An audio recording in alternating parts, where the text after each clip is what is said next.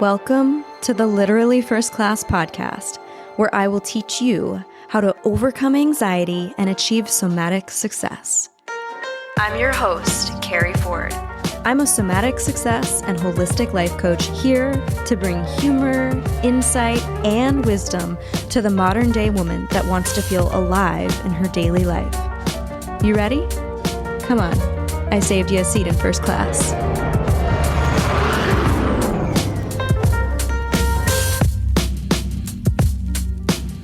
Welcome back to another episode of Literally First Class. We fucking keep it first class. And of course, there's a goddamn lawnmower outside of my window.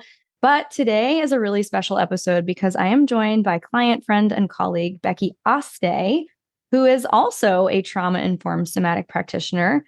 And I'm so excited to just riff on all things somatics, relationship, life, leadership. And Becky and I have had some really cool experiences together thus far. And I'm so excited to see what this year brings. So Becky, welcome to the podcast. Thanks, Carrie. I'm so excited to be here after listening to it for so long. Now here we are. Thanks for having me.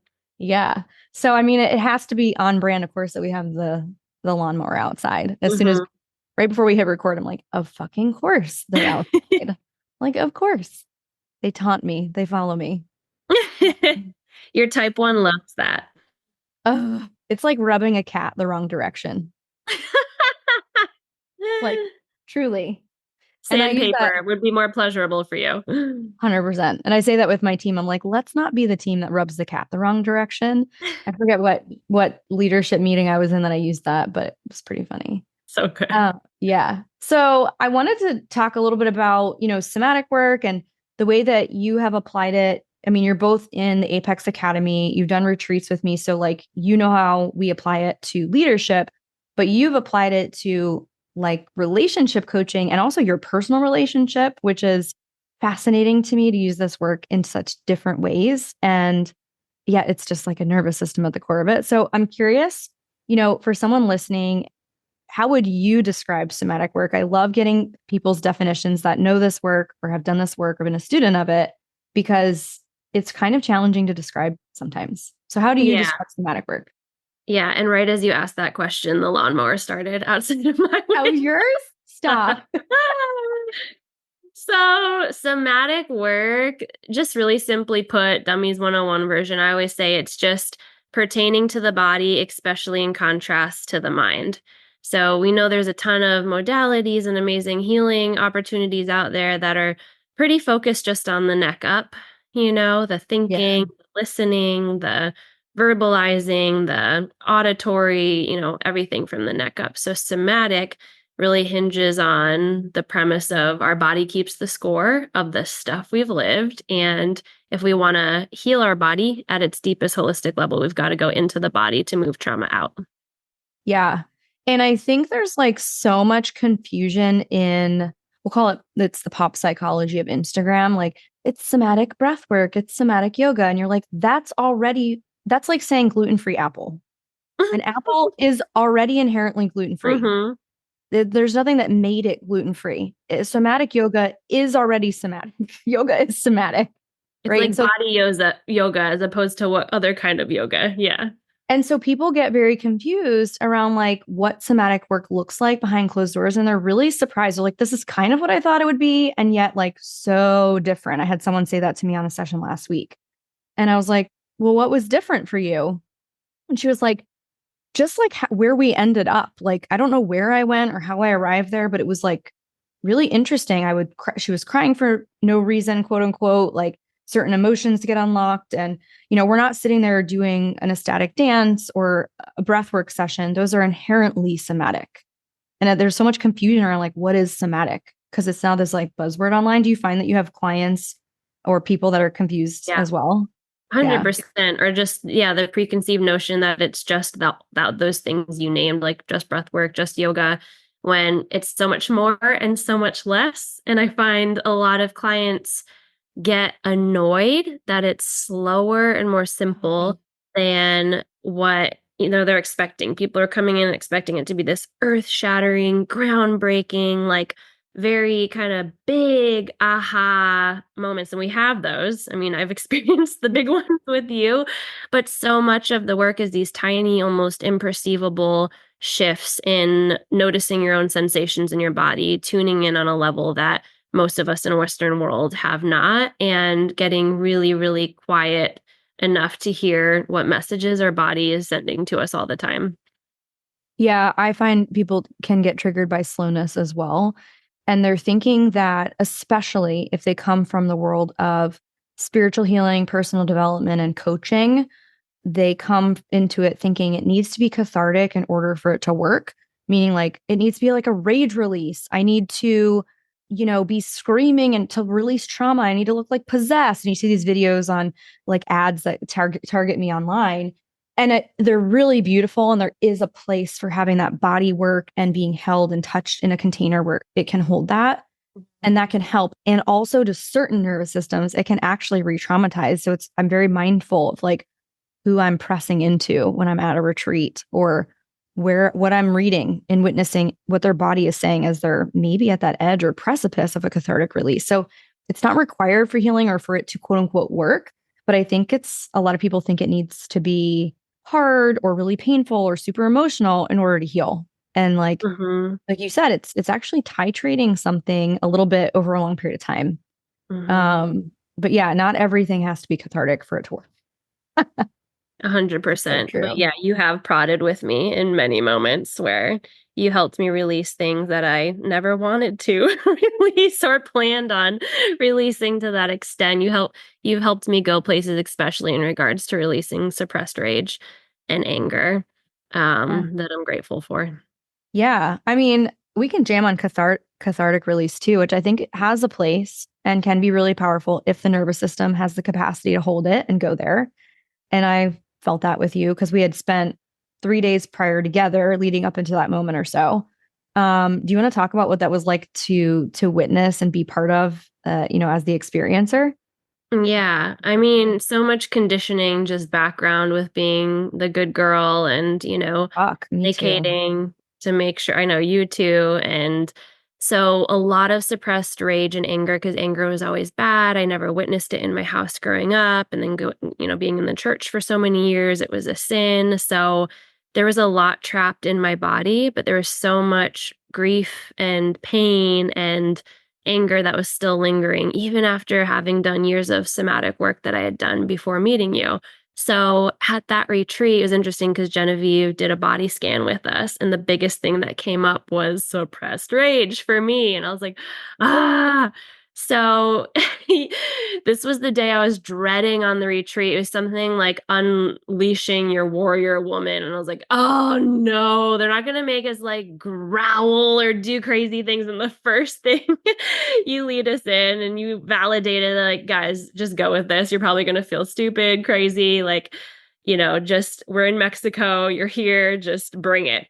And so you have us getting in touch, right, with that side of us, and then you invite all of us to let it out, like whatever rage, anger, words needed to felt they needed to come out at the moment. So here we are on this yoga shala in Mexico overlooking this beautiful ocean.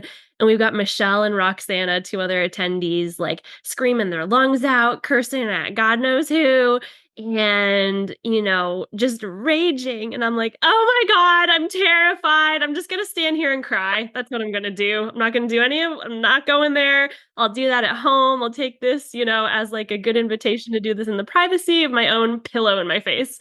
Mm. And I don't know, it was just this moment when you walked up next to me, and there was just this dual, safety of that, what we talk about, the feminine and the masculine. You had this like nurturing, big sister, tender, compassionate energy, but you were also like, I've got you. Like it is safe to go there. And you called it out of me more. And so I just like screamed so loud. And apparently you had your microphone turned on that was attached to your ear. And I think all of the resort heard me scream Probably.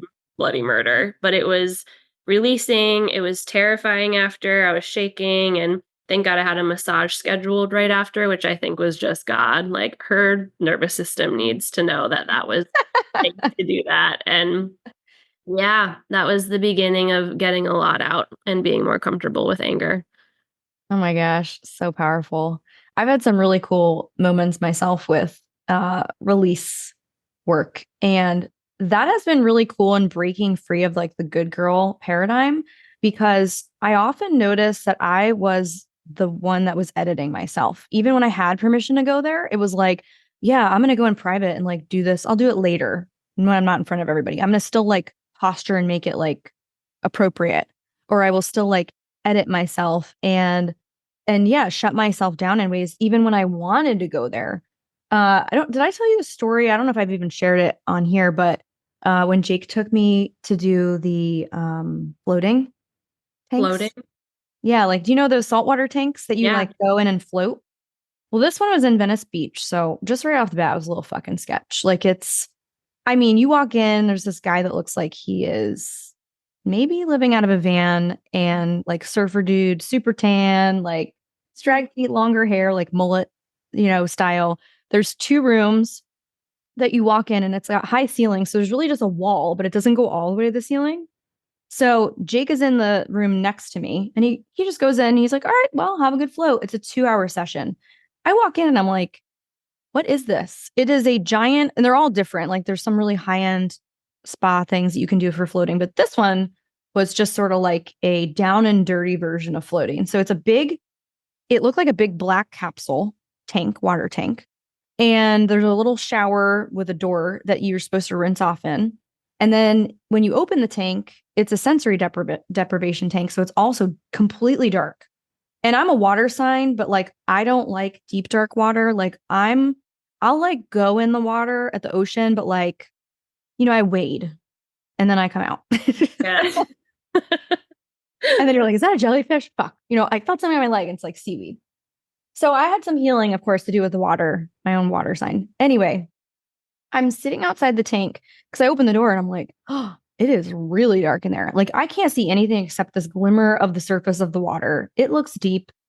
And I'm sitting outside the tank and I'm crying because I found that I was just terrified to go in. And the question I asked myself that changed everything is, do I want to? Do I even want to do this? And the answer was yes.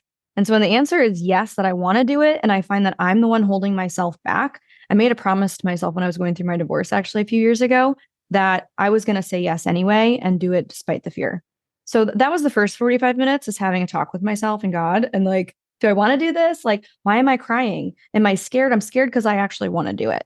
Okay. Well, we know that I want to do it. So I'll go in and I'll leave the door cracked a little bit. And then slowly I like over time, I don't think I ever fell asleep. Jake's like, I took a nap. And I'm like, Jesus, like you're fucking relaxed. I did not get that relaxed. But I went in for an hour and 15. I did float. You do kind of bob up. It was somewhat relaxing. My nervous system was still like, one eye open. I got this door cracked to let a little light in. But in my head, I was going through all sorts of crazy scenarios. Like, what if this is the tank that like the drain opens up and my hair gets sucked in a pipe? Or like, this is the one tank that has like killer fish in it that no one knew about. Or like, there's a water snake in the pipe. I mean, my brain was going to all these potential scenarios. So it's just amazing that fear can talk us out of the very things that we want. But if we recognize, the fear that's actually holding us back from doing the thing, from actually fully expressing, being angry, allowing that, appropriating the sacred rage and anger, or going in this goddamn float tank, it's amazing how once we identify that, the freedom that exists on the other side. Mm. Well, what's so cool about that is because the amount of, somatic integration you've done and healing and getting to know yourself, I think you were able to tell the difference in that moment between fear and intuition, where I was at, where many people are at that I work with, is their nervous system is so dysregulated. They've been through so much trauma. They haven't cleared it out of their body. And so they don't know what's up from down. It's constant Mm-hmm. indecision. Is this, my gut, or is this just ego? Should I stay? Mm. Should I go? Should I, invest in this coach or that coach? And it's constant fear, paralyzing fear, and not being able to tell the difference. So it's amazing because it's just a testament like, hey, you're human, right? I Hmm. still get in those modes too. We all have this internal war and conflict, but being able to use the tools that we've drawn on, to tell the Totally. difference. Yeah. And like at a retreat, it's really cool because in those moments when I'm trying to bring someone intentionally to their edge to see where they're able to go within themselves for themselves, it's like, why not go there? That's why we're here. So that we don't have to go home and bring back home what we came here to release. Like you came to this island, you came to this resort, you came to this wherever we are in that retreat. Like this is your chance to like leave it all here, leave it all behind in a way you've never done before.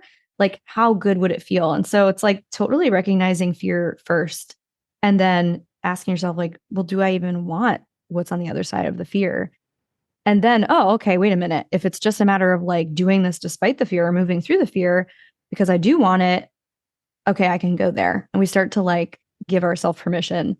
But it's Hmm. hard at first. Like that inner critic, that good girl shows up and it's like, you can't move that way. You can't yell that way. Like, no, you can't. It's almost like feeling like you have a foot on the brake pedal despite wanting to go and do Hmm. It's just so deeply conditioned. Like you look at kids and they're free and they're authentic and they express every which way they want to express. And I mean, it's hard. Both you and I are moms, right? We're wanting to teach them how to also be in society, and not be this savage animal that's going to get kicked out of school. But also, it's like, oh, I don't want to suppress these innate, just natural responses that they're having because I know what it feels like to have a lifetime of just constant conditioning and suppression and how locked I did feel coming into that retreat. And that was my exact intention that you said is like, I want to leave it all here. I want to leave the most cleared, unburdened, like no muscles in my body was what I was, or no muscles in my body, no muscle tension in my body when I leave Mexico. And so, yeah, on the plane home, I felt like I was in a baby's body carry. I felt reborn. I was like, I can't whoa. feel any tension anywhere in my body. Like, what modern Western woman, let alone entrepreneur, can say that? I felt amazing because I did all of that. I left it there. Yeah. Yeah, it's so awesome. How do you use that work like with your kids? Like how do you bridge the line between raising humans that can be part of society and also that are maybe even I don't want to say, well, I guess it's a little bit like rebelling a little bit what the norm is. I mean, especially with Mhm. I'm very mindful of technology, for example, with my kids and what they're exposed to and the amount of technology, despite being an online business owner. So I'm just curious, like, how do you use somatic work or how do you bridge that? How do you straddle those two worlds? Because it feels somewhat separate sometimes. Yeah, it's interesting because what adults get annoyed with somatic work being so simple, they're like, oh, I've done like all of these crazy intensives and I know so much. And you're telling me to like put my hand over my heart and breathe deeply. Like, what the hell? I'm not here for kindergarten class, is how we can feel. But for kids, like they don't judge it or question it. I actually witness them when I'm using these somatic tools, whether it's a grounding tool or you know, teaching them to breathe when they're in the middle of a tantrum, it calms them. It brings them out of that fight flight response that they're in and back into the, oh my God, I'm safe. I can breathe. I can think again. But, when it comes to that tension of, okay, I want them to express themselves freely, but I also want to train in them a way to show up authentic and aligned, helping them get in touch with their own little core values as a little human already. Like they do have values, they do have goals, and I want to help them show up in a way that aligns with, who they want to be. So, just one example, last week I've been getting deeper into my morning routine. It's something that's been honestly since having kids very inconsistent and I don't do well when I'm I'd inconsistent. ask you why, but I totally get it. Children, they're unpredictable, but I could wake up early. But yeah, I've been Yeah. inconsistent and lately wanting to get more consistent. So I invited my kids into it and I basically asked them all of their dreams of like who they want to be or things they want to have. And they came up with just 5 or 6 things. And Ollie wants like a Lamborghini and he wants to be a professional soccer player. He's 7 and he wants to be happy and he wants to be a great dad. And so I was like, okay, cool. Now, based off that, we're going to do a morning routine. And so we created this little checklist for him that I print out copies of. And before he does screen, he has to do his morning routine. And so things Awesome. that lead toward that person he wants to be. So he has to practice a little bit of soccer in the morning. And when he said, be a great dad, I said, why is dad a great dad? He said, because he's so silly. So he has to do something silly in the morning. So he's Mhm. just been like busting out, saying random stuff. And he goes through his little checklist before he really starts his day. I love that because it's not just let's dream and let's talk about it. It's like, what is required of you and what action steps do you have to take from the space of having that be your reality? What, if that's your vision and your vantage point, who do you need to be in order to create that and close the gap? Like, I love that. That's so fun. I want to do that with my kids now. Yeah, it's really Yeah. fun. And even Anna, she's 4 and she loves checking things off. She does her little gratitude. She's like, today she said, I'm grateful for Easter. I'm like, okay, that was like 2 months ago, but sounds good. She's very grateful for Easter. Very grateful. Yes. So cute. This episode is presented by Cenogenics. I recently partnered with the leader in the performance health age management industry, Cenogenics. Today's healthcare system is made to treat people with health problems, not prevent them. And that is where Cenogenics comes in. They are the world's best age management health solution, fueled by sophisticated data, advanced technology like the Brainwavy and the DEXA scan I mentioned, and metabolic science. This is for busy women at the peak of their career who also want to achieve peak performance, both cognitively and physically, using a physician-led program that is completely custom to your history, biomarkers, and needs. They've helped more than 49,000 executives, just like me and you, elevate health, reduce stress, and optimize body composition. So we not only look good, but we feel good at any age and any level of leadership. As a brand partner, Cenogenics is offering listeners a free 10-minute consultation to see if the Performance Health program is your next step in elite health. Use my link below in the show notes to book. Yeah, last night we were out at this local like burger spot for Jake's birthday. We had the kiddos. We were just getting back in town from a quick weekend getaway. And the kids, we were at dinner and they had a TV playing because everyone has to have a screen now wherever we are. And on the screen, it showed someone that had survived, cancer from smoking, but she had, the hole in her esophagus and my daughter was like, what is that? And I was like, well, that's what happens when you smoke cigarettes. And she was very upset. And she goes, I feel like I want to run away. And I said, do you want to go for a walk? So we were following the natural impulse of her body and the wisdom to move through a stress response, noticing it was flight. And so we get up. Peyton, my son, wanted to join us. So Jake sat at the table by himself. And he was like, well, yeah. We get up and we do a lap. And they're like, can we do one more? And as we're approaching the second lap, Tyler, my daughter, looks at me and goes, can we talk about my feelings? Because I feel like they're stuck right here and I want to process them. And I was like, yeah, we can do that. I was like, so how are you feeling when you check in with your body? And she goes, sad. And I said, yeah, where do you feel that? So we basically did a little somatic sesh as we walked Oh my around. But gosh. her ability to tune into affect, which is part of the SciBAM channels in somatic work, was really spot on. So we followed the impulse, we normalized it. I saw her in her, affect, her feeling, and then we moved through it. And then I was like, does that feel complete? Had her check in. Yep. Great. Sit down. I love that so much. I remember the first time I ever saw that clear, vivid memory. I was at McDonald's and I saw someone with, the hooked up, the hole in their throat, and just being, so curious. And also, little kids, they don't know to not stare, So my mom was Yeah. just trying to do her best to Yeah. keep me from doing anything embarrassing. But how cool would it have been if she had had those tools to be like, hey, let's follow the impulse of your body and talk through your emotions. It's exciting. It's this new generation now of conscious Mhm. parenting, and then add somatics to it. I'm sure our kids are going to be annoyed by it at some point, but they'll thank us later. But it is so simple. I mean, we were on spring break with my sister and her kids who are 3 and 5. younger.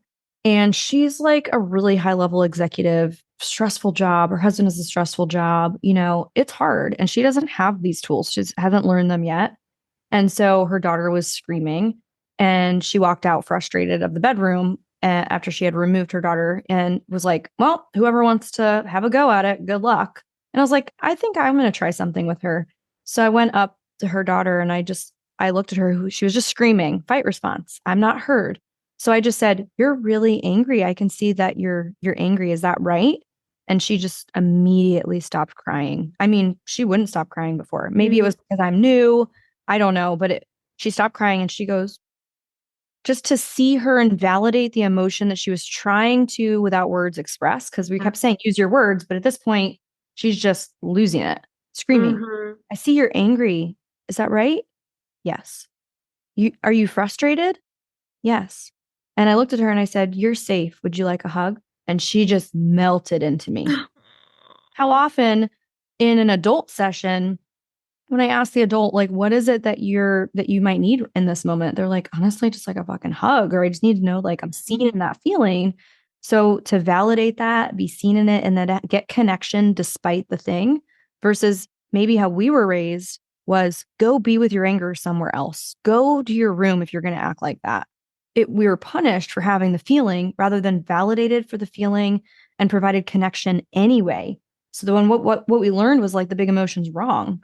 But what if we normalize the big emotion? It actually becomes so much more easy to metabolize and like much more fluid to move through. And that was that. Yeah. And then I told her, I said, hey, like, I just want to chat with you. We can't scream like that at mommy. And guess what? Mommy can't give you what you need, which is probably a hug or love when you scream, because we don't know what you need when you scream. And I was, Yeah. so let's go apologize for screaming at mommy. So it was like both the anger is valid, but you can't scream at people. Yeah, you it's so know? good. Yeah, it's valid. We want you to learn how to express it in a way that's not going to harm you or Yeah. harm others. I Yeah. taught Ollie those responses the other day. I just was like, hey, Oh, there's these 4 responses: fight, flight, freeze, and fawn. And so we've been practicing naming them when he gets triggered. And he got so mad at Anna the other day. And I was like, Ollie, yeah, and was trying to coach him through it. He's like, but that's a fight response, mom, like trying to validate, like, no, this is natural. I'm allowed to have this. I'm like, yes, and please don't like demolish her little tiny confidence that's, just budding. oh. And so just it's funny and cute but it's cool that we're giving them language to all of this at such a young age. Yeah. It's like a wildly different experience than I had growing up. I mean, Mhm. which is so evident when I, of course, go visit my parents. You're just like, Trigger City, I'm healed until I'm with all y'all. Like, holy shit. We like survived most of the trip without a fight until like the last day. So I was like, just need to be back in my space. But man, yeah, you can like it's crazy too when you start doing this work. You can't unsee like Mhm. the tracks that have been laid down and where all the things that you are healing or working through or have worked through came from. Because like our parents are our parents. They're likely not going to pick up somatic work at this point in their life. I don't know about yours, but No. like, I mean, you're using somatic work with your mom though, to that point, which is beautiful. It's hard, it's hard. They are who they are. So for anybody listening that has parents that are like 60, 70, like they're probably not gonna do this work. So you have a choice. Like either have a relationship and accept that, or you don't have a relationship with them. But do you want to talk about how you've been using somatic work with your mom? I think that's really special and hard, challenging in other ways, I imagine. Yeah. Well, I recently got certified for Reiki healing. So I've been practicing on my mom because her anxiety is super high. She's got, early stages of dementia. And the other day I was going in and she was breathing just in and out of her mouth, which we know is a sympathetic response, that fight mode or that, freeze response or whatever it's called. And she was breathing in and out her mouth. So I just asked her to start breathing in her nose and out her mouth. And she slowly started to do that and get into that rest digest system. And then I just asked her to close her eyes and I played some music from her era and some of her favorite jams. And then was just doing some energy healing, like guiding my hands through different parts of her body. And that was after an hour of just seeing her pretty much in a panic attack. She was just resting and she was at ease and she wasn't fidgeting. She wasn't rocking anymore to try to self soothe. She was just breathing in her nose and out her mouth, and she was relaxed. Another thing is I work with her feet a lot, just our feet being connected to our root chakra, so our sense of security and stability and safety in our body and in the world around us. And so if I see her getting anxious, I'll immediately go for a foot massage, and I just see it again, slow down her breathing. Yeah, she's like, feels good. Something I do with myself too. If I'm anxious in a meeting, if I'm on Zoom, nobody knows, just give myself a little foot massage. But work with the feet and the legs has, gosh, so many nerve endings and connections to helping calm down our nervous system. Yeah. So, but it's really what you said. At this point, I am not trying to change her. Like, it's somatic work has helped me accept her for who she is on a level I've never felt my whole lifetime. My mom's always been kind of out there and socially disruptive. Like, she's been the wild woman. And I'm Really? like, oh my God, you're killing my, like, this is social suicide, mom. You're embarrassing me. So being able to be at home and at peace in my own body, no matter what she's doing, it's helping me have this radical acceptance for her in these later stages of her life that is just precious. Oh my gosh, I love that. It's incredible too because even if she's in a nonverbal mode or state, she still talks and is She verbal? still talks, but she's on such heavy pain meds now because she broke her hip. So she's a little Ouch. Yeah. confused. So even when she's nonverbal, there's still so much the body can say. Like you said, you were tuning into like the rise and fall of her chest. You might be looking at like her skin tone and color. You might be looking at the pace of the breath, the depth of the breath. And so there's so much somatic expression and information that we can gain even when people aren't talking. And I talk about this in the Apex Academy, which is where we really sharpen our leadership skills because you're like a ninja. This is like deeper than body language, it's somatic expression and nervous system. Like it's unconscious language because people don't know what they're saying when they're saying it in the body like that. And so teaching it in a way that we apply somatics to leadership, I think has been really kind of revolutionary in a way that sharpens the axe for leadership application. But you do it in the lens of relational dynamics. Do you want to talk about how you apply somatic work? Yeah. And one last thing I'll add with my mom is the power of co-regulation. You know, if my nervous Mhm. system is in a good place, I have just been snuggling her. You know, she can't talk much, right? And give feedback, but just every time I curl up next to her, our energy starts to dance, and intertwine. And there's this vibrational change in frequency that I can feel from me, from her. So, yeah, just the power of snuggling with your kids too, with humans. Like, what's the statistic? We each need a 6-minute long hug a day for I love endorphins that. and, I would love you a know, 6 minute long hug. happy hormones to release in our brain. So go tell Jake it's mandatory.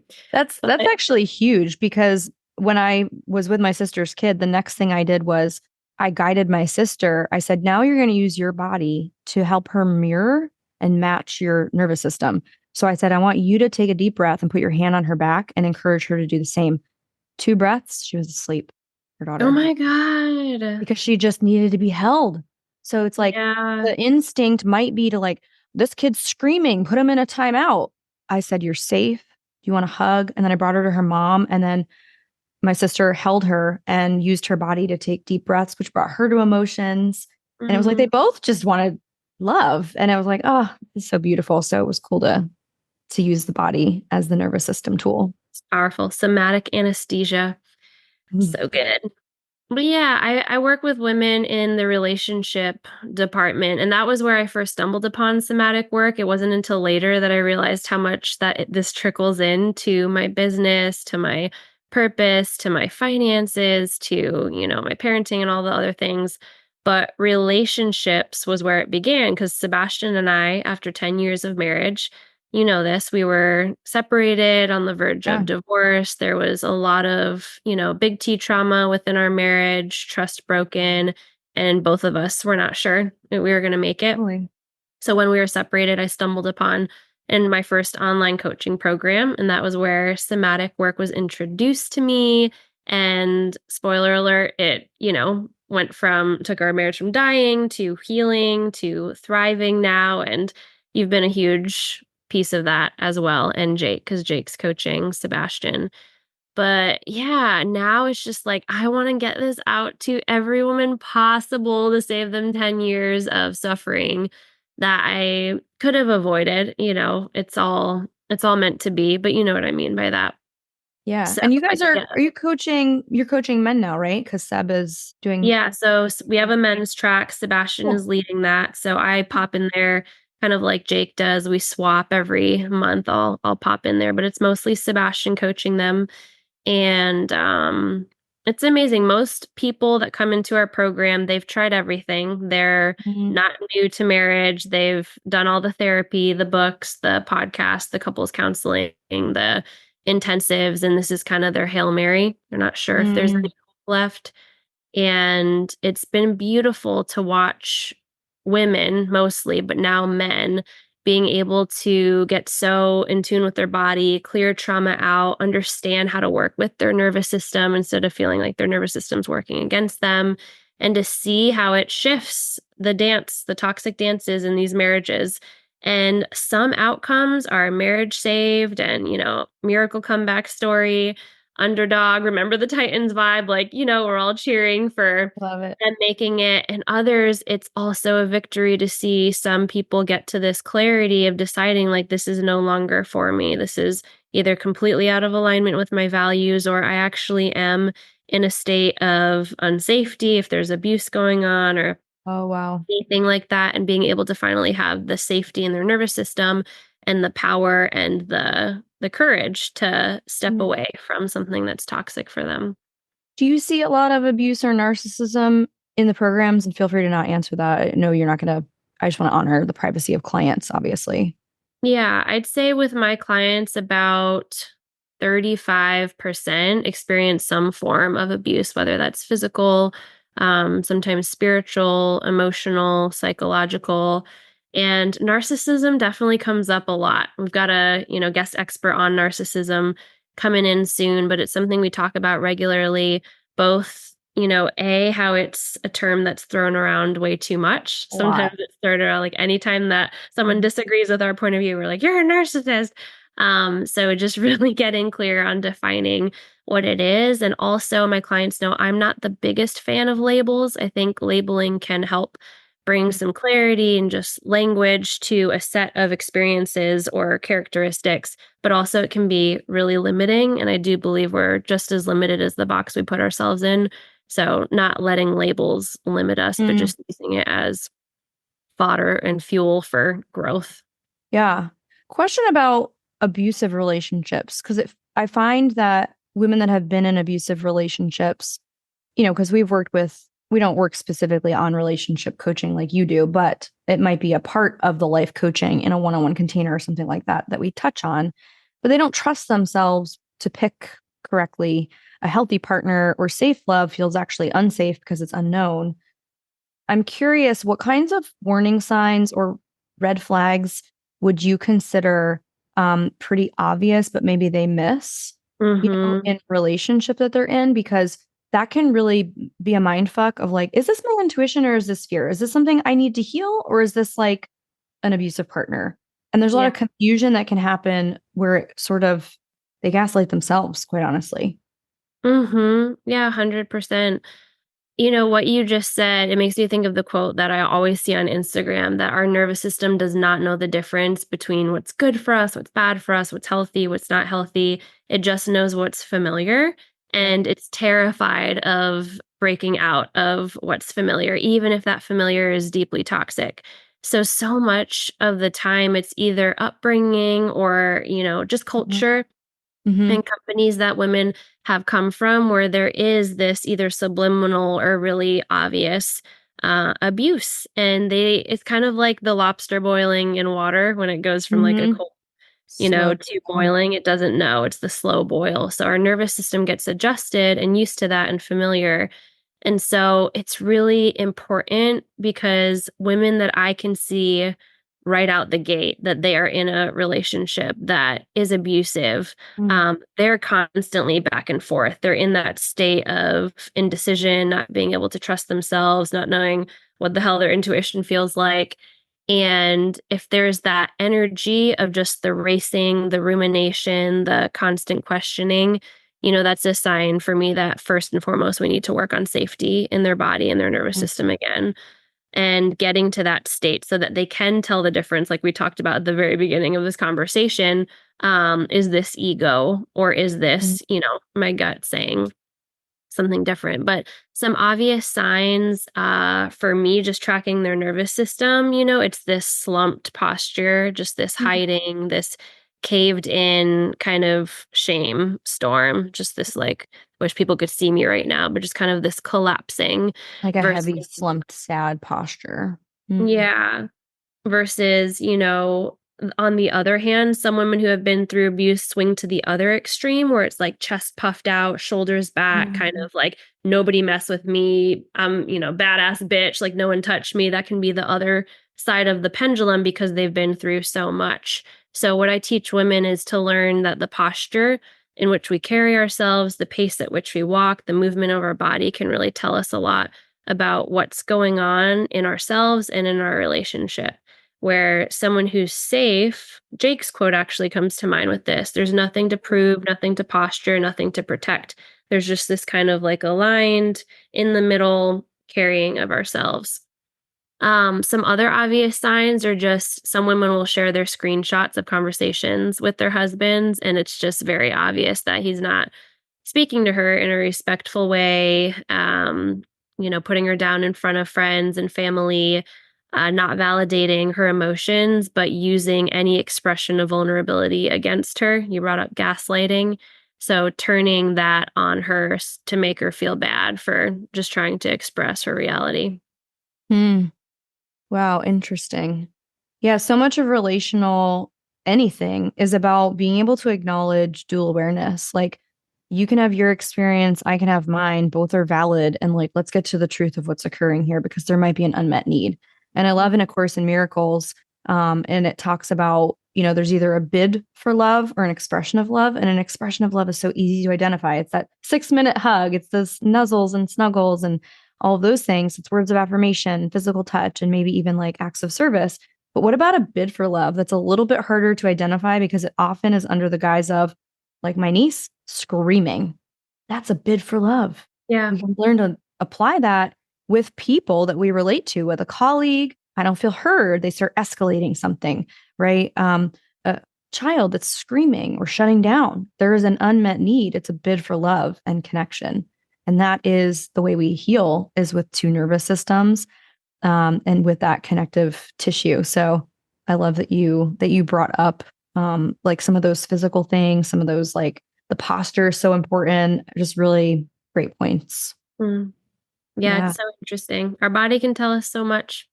And the screaming, right, too, like, I mean, I work more with the women, so, and they'll admit it, they'll be really real with me. Like, I just went off my husband. I screamed. I, just called him every name under the sun. And I don't know why he doesn't listen to me. And so we got to work on creating more safety for her in that moment, helping her have the self compassion, dissolving all the shame with that, helping her know that it really is just the wisdom of her nervous system trying to protect her from some very valid pain she's either been through or is going through.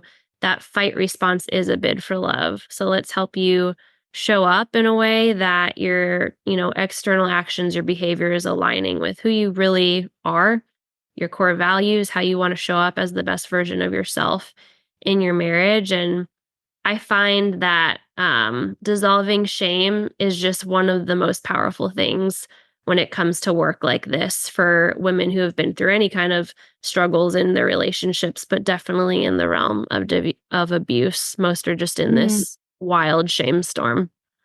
Wow. Yeah, shame is really heavy to carry too, because it keeps us locked up and locked away from everything authentic and expressive. Mm-hmm. Hmm. Wow, so powerful. Where can people find you if they're like, wow, these are really amazing and Sounds like, Becky is well trained, well studied, which she is, well mentored, hopefully. Yeah, I can attest But to that. where can they find you if they want to join your program individually or together if it's a couple? Yeah, Instagram's the best place, Becky_Aste. I do have a free training I can give you for anyone that wants my 3 secrets to thriving intimacy. It's just a short Yeah. 20-minute webinar that cuts straight to the chase of everything I wish I had known 10 years prior before we really started to make some traction in our relationship. Awesome. We will provide that in the show notes. So anybody listening can grab that link for her 3 secrets below in the show notes. Well, thanks, Becky. I Thanks get for to see you having again me, this week, of Carrie. course. All right. Well, I hope you have an awesome rest of your day. And as always, use the hashtag literally first class. Keep it first class. Bye, Carrie. Bye. I hope you enjoyed your flight, and I'll see you on board again soon. Seriously, though, thanks for listening. If you're ready to take this work deeper and upgrade your mind, I want to invite you to join us inside my Millionaire Mindset program. This is where you'll start using my guided meditations to help you overcome anxiety and experience even more abundance. When you join, you'll have access to my entire audio library. Head over to elevatewithcarrie.com and we'll see you inside.